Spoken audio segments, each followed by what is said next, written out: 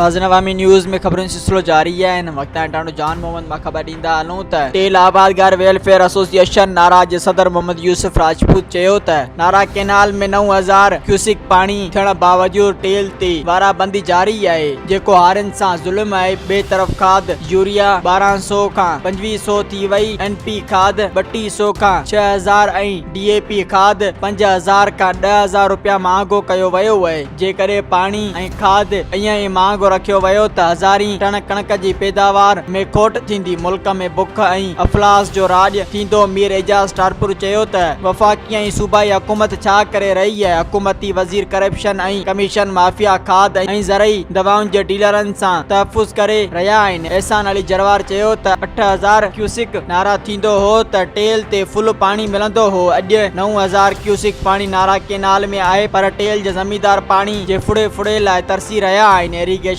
इंतजामिया हुकूमत इदारा किथे सुम्ही रहिया आहिनि। अॼु अंसार अली चयो त जेकॾहिं पानी जो इहो ई हाल रहियो त हेठी सिंध में ज़राअत ख़त्म थी वेंदी। ही इलाइक़ो तमामु वॾे मुआशी बहरान जो शिकार थी वेंदो। इन्हनि सां गॾु ख़ालिद हुसैन राजपूत चौधरी रायल प्रोफेसर नवाज अली जट पिण हुआ। मज़ीद खबरों और तफसीलात के लिए विजिट करें हमारी वेबसाइट www.awamiNewsHD.com।